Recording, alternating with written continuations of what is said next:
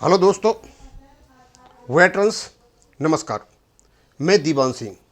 मैं आपको बताना चाहूँगा कि हमारे कानों में हमेशा एक आरबीआई लाइन ये गूंजता रहता है पेंशन अपडेशन के लिए।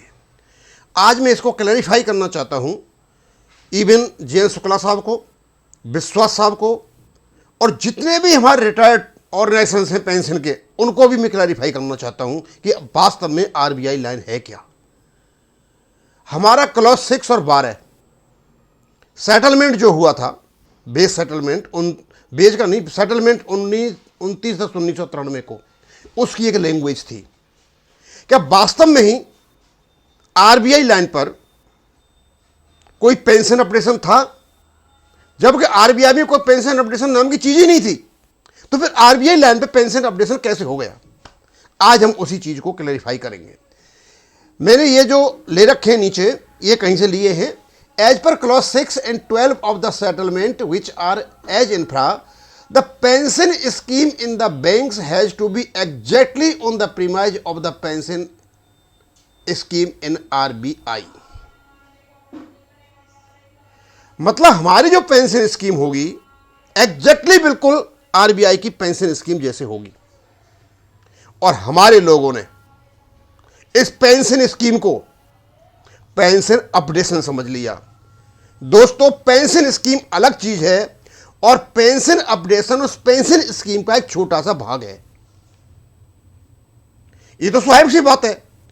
जब 1995 में हमारे जब पेंशन रेगुलेशन बन रहे थे, पेंशन स्कीम बन रही थी, उसको एक रूप दिया जा रहा था, रेगुलेटरी रूप दिया जा रहा था। उस समय हमारे पास पेंशन रेगुलेशन आरबीआई का था और सीसीएसओ 1972 थे और उनके आधार पर ही हमारी पेंशन स्कीम बननी थी।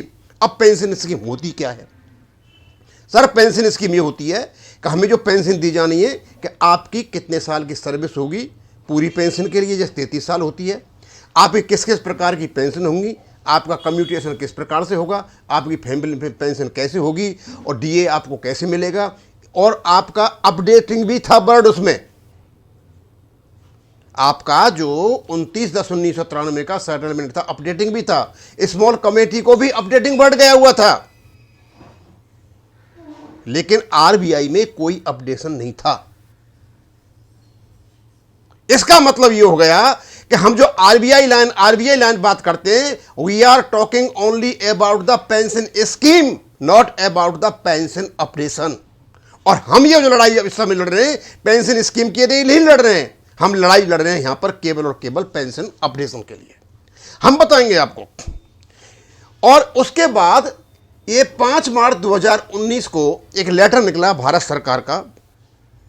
इनकी जब आरबीआई वालों की पेंशन रिवीजन मंजूर हो गया था, इसका मतलब यह हुआ कि आरबीआई का पेंशन रिवीजन 5 मार्च 2019 से मंजूर हुआ था। यदि इनका ऑलरेडी पेंशन अपडेशन होता 1990 में, तो किसी भी हालत में आरबीआई के पेंशनर अपने अपडेशन को नहीं छोड़ते, था ही नहीं।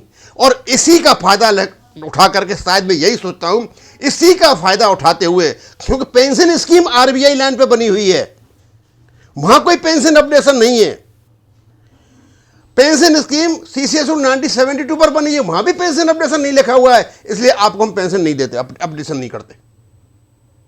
और आरबीआई लाइन कर करके ही 1995 से लेके आज तक हमारा पेंशन अपडेशन इसलिए नहीं हुआ क्योंकि हमारी पेंशन स्कीम आरबीआई लाइन पर बनी हुई है। इन दोनों चीजों में डिफरेंस करना बहुत जरूरी है कि आरबीआई लाइन क्या है, किसके लिए है RBI line. RBI line pension updation के लिए नहीं है, ये केवल और केवल पेंशन स्कीम के लिए है। पेंशन स्कीम में जितने भी फैक्टर्स हैं, जितने भी बिंदु हैं, जितने भी फैक्ट्स हैं, उनके लिए जो आरबीआई में है वो यहां होंगे। ये स्वाभाविक सी बात है, पेंशनर की सब कंडीशन एक जैसी होती हैं और ये बदलती रहती हैं। सीसीएल 1970 वो यहां भी है। हम पेंशन अपडेशन की बात कर रहे हैं, शुक्ला साहब, विश्वास साहब, हम पेंशन अपडेशन की बात कर रहे हैं। ये जो आरबीआई लाइन का जो आपने पाठ पढ़ाया है ना, उसको बंद करें पढ़ाना, क्योंकि अब उसमें क्या क्या था आपका। देखो, उसके बाद clause 12 settlement agree that provision will be made by a scheme to be negotiated and settle between the parties to this settlement by 31 दिसंबर 93। इसमें एप्लीकेबिलिटी स्कीम में क्या, किस किस को एप्लीकेबल है पेंशन स्कीम है या नहीं, और उसके बाद ये है स्कीम, एप्लीकेबिलिटी क्या होगी, एक चीज, क्वालिफाइंग सर्विस कितनी होगी, दो चीज, अमाउंट्स ऑफ पेंशन कितनी होगी, पेमेंट ऑफ पेंशन कितना होगा, कम्यूटेशन ऑफ पेंशन कितना होगा, फैमिली पेंशन क्या होगा, अपडेटिंग वर्ड भी आया हुआ है, updating and other general conditions. ये है सर पेंशन स्कीम। इस पेंशन स्कीम में अपडेटिंग वर्ड भी है आपके 29/10/1993 के सेटलमेंट में। लेकिन जो सेटलमेंट आपका है या स्मॉल कमेटी की जो भी काम किया था उसकी कोई वैल्यू नहीं है जब तक उसको स्टैट्यूटरी बॉडी गवर्नमेंट के अनुसार उसको अप्रूव नहीं कर देती है और वो नोटिफाइड नहीं होता है। नोटिफाइड हुआ है केवल और केवल आपका रेगुलेशन 1995। यहां आप यदि अपने रेगुलेशन के साथ आरबीआई लाइन जोड़ के चलते हो तो आपका रेगुलेशन ऑटोमेटिक खत्म हो जाता है। आप अपने रेगुलेशन की बात की। अब हमारे पास पेंशन अपडेशन के दो तरीके हैं। एक तरीका है आपका पेंशन रेगुलेशन 1995, जो एक बहुत सशक्त रेगुलेशन है, उसके लीगल इंटरप्रिटेशन की जरूरत है और वो केवल और केवल सीसीएस रूल 1972 पर आधारित है। सीसीएल 1972 में कोई भी पेंशन अपडेशन लिखित में नहीं है 1995 में, वो बाद में आया 2021 और 23 में। जैसे जब उस पर आधारित है और ये हमें अधिकार देता है रेगुलेशन 56। हमारे रेगुलेशन में कहीं आरबीआई नहीं लिखा हुआ है, आरबीआई का किसी भी रेगुलेशन का जिक्र नहीं है, केवल पेंशन स्कीम के लिए है, पेंशन अपडेशन के लिए नहीं है। अब मैं आपको बता दूं, हमारे बहुत सारे लोग होंगे कि साहब आखिरकार ये आरबीआई है क्या। आरबीआई लाइन और आरबीआई पेंशन रिवीजन दोनों चीज अलग अलग हैं। 1995 में जब हम पेंशन स्कीम बना रहे थे तो उस समय हमारी पेंशन स्कीम आरबीआई लाइन पर बननी थी, उसमें से अपडेशन एक भाग था, आरबीआई में कोई अपडेशन नहीं था। यह है आपकी आरबीआई लाइन जो आप सुबह से शाम तक गीत गाते हो। अब मैं बताता हूं आरबीआई पेंशन अपडेशन की बातें करते हैं। आपको पता है कि ये 5 मार्च 2019 को लेटर निकला और ये लेटर किसको गया, governor reserve bank of India और government of India ministry of finance ने निकाला। और इस लेटर को निकालते वक्त आरबीआई का पेंशन रिवीजन हुआ। इसका मतलब यह हुआ कि 2019 से पहले आरबीआई का कोई पेंशन अपडेशन नहीं था। अब कौन सी आरबीआई लाइन लोगे आप? इसका मतलब यह हुआ कि आप आरबीआई लाइन की बात करते हो तो जब आपका पेंशन अपडेशन होगा यानी 2025 में, 26 में, 27 में, 28 में, तो उसी डेट से होगा जब आपका लेटर भारत सरकार निकालेगी, पीछे 1995 से नहीं होगा। लीजिए, कोई परेशानी नहीं है। और इनका यह है लिमिटेड पेंशन अपडेशन है। अब हुआ कैसे था पहले तो हम ये देख लेते हैं। ये कहते हैं a notional increase of 10% in pension plus DA with each of the there was revision 2002, 2007 और 2012 में अप्रूव्ड। 10% वृद्धि होगी 2002 में, 2007 में और 2012 में। क्लियर है? क्या आपकी 2002 में, 2007 में और 2012 में आरबीआई के सर्विंग एम्प्लॉय जो थे, बेस सेटलमेंट जो हुआ था, क्या उनकी 10% वृद्धि हुई थी? आप देखो ज्यादा हुई होगी। इसका मतलब उनका जो पेंशन अपडेशन हुआ ऐसा नहीं है जैसा सर्विंग एम्प्लॉयज की बेसिक बढ़ती है, जैसे सेंट्रल गवर्नमेंट का बढ़ता है। एक पर्टिकुलर मल्टीप्लायर फैक्टर होता है, पहली बात। और उनके बाद इन्होंने क्या किया, 1/11/2002 से लेकर के ये इनको जो प्री 1/11/2002 से पहले वाले जितने भी थे, यानी कहां तक ये थे, 1/1/1986 से लेकर के 30/10/1987 तक, 1/1/87 से लेकर के 30/10/1992 तक, 1/1/92 से लेकर के 97 तक और 97 से लेकर 31/10/2002 तक इनका एक ही मल्टीप्लिकेशन फैक्टर था। ये था, इन्होंने दे दिया था कि एज ऑन 1/11/2002 और इनके मल्टीप्लिकेशन फैक्टर दे रखे 2.06 के होगा, ये 3.61 से होगा और इनके मल्टीप्लिकेशन फैक्टर दे रखे इससे होगा, यानी सेब केवल और केवल इनकी बेसिक पे परिवर्तित होगी। और नीचे भी दे रखा है इन्होंने, उसके बाद रिटायरीज फॉर्म 1/11/2002 से लेकर के उनका 1.76 से आपके उनकी जो बेसिक पे चेंज हो जाएगी।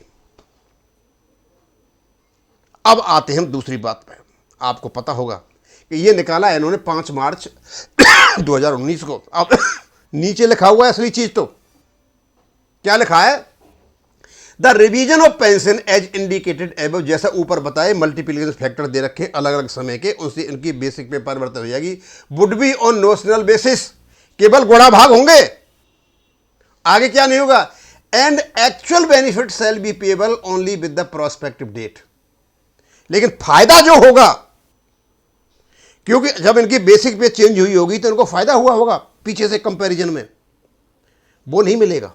प्रोस्पेक्टिव डेट, जिस तारीख को लेटर निकला है, यानी 5 मार्च 2019 से लागू होंगे। इसका मतलब 1990 10 29 साल का एरियर खा गए इनका। 10 इनकी परसेंट इंक्रीमेंट तो दे दिया 2007 और 2012 से, जिससे उनका परिवर्तन हुआ होगा बेसिक पे, और बड़ी होगी, एरियर बने होंगे, कोई एरियर नहीं मिला। क्या ऐसे होता है पेंशन रेवोल्यूशन? ऐसे लोग हैं आप आरबीआई लाइन पर कि आपका 1995 से सारा कुछ खा जाएं और 1925 में यदि करते हैं तो 30 साल के एरियर साफ कर दें। लीजिए, कोई परेशानी नहीं है। यदि आप इस पेंशन अपडेशन को मांग रहे तो मांगिए, क्योंकि लोगों को पता नहीं है कि आरबीआई लाइन है क्या। जिस तारीख से आपको लेटर निकलेगा आरबीआई लाइन पे, उस तारीख से आपकी एक पर्टिकुलर फैक्टर निकाल करके बेसिक पे चेंज कर दी जाएंगी। आपको कोई भी एरियर नहीं मिलने वाले हैं और वर्तमान में ला करके बिठा देंगे कि ये आपकी बेसिक पे और ये आपका डी है। केवल कैलकुलेशन होगा। आगे, no arrear shall accordingly payable on account of the revision pension, पेंशन में रिवीजन के कारण कोई भी आपको एरियर नहीं मिलेंगे। मुझे ऐसा लगता है अब शायद हमारे पेंशनर्स ये समझ जाएंगे कि आरबीआई लाइन है क्या। पहली बात, आरबीआई लाइन पर कोई भी पेंशन अपडेशन नहीं है। आरबीआई लाइन पर केवल हमारी पेंशन स्कीम बनी हुई है, जो मैंने पढ़ के बता दी है। एक बात, आरबीआई में ये पेंशन अपडेशन होता तो ये 5/10/2019 का लेटर नहीं निकलता। और भारत सरकार ने जब लागू किया था तो ये कहा था कि भाई हम आरबीआई वालों को देते हैं तो जो दूसरे बैंक है वो भी पेंशन अपडेशन की मांग करेंगे। ये बड़ी मुश्किल से किया था, और ये भी कोर्ट मॉनिटर्ड कमेटी के माध्यम से। इसका मतलब यह हो गया कि जब भारत सरकार ने मना कर दिया तो भारत सरकार को पता था कि यहां कुछ ऐसा घोचपोच हो रहा है जिससे हम पेंशन अपडेशन नहीं करेंगे, लेकिन कोर्ट मॉनिटर्ड जो कमेटी थी उसकी वजह से इनको सब कुछ करना पड़ा था। मुझे अच्छा लगता है कि शायद अब समझ गए होंगे कि आरबीआई लाइन क्या है। आरबीआई लाइन पर केवल और केवल आपकी पेंशन स्कीम बनी हुई है। आरबीआई लाइन पर पेंशन अपडेशन का कोई लेना देना नहीं है। हम पेंशन अपडेशन चाहते हैं अपने रेगुलेशन से, और विश्वास साहब और हमारे जो क्या नाम है ये लेटर निकाला था नेशनल कन्वीनर शुक्ला साहब, ये चाहते हैं आरबीआई लाइन। अरे शुक्ला साहब बताओ आरबीआई लाइन क्या है? आरबीआई लाइन का पेंशन अपडेशन से कुछ भी लेना देना नहीं है। आरबीआई लाइन केवल और केवल पेंशन स्कीम बनाने के लिए यूज किया गया है। लोगों को गुमराह ना करें। अब मैं यहीं खत्म करूंगा। थैंक यू, धन्यवाद।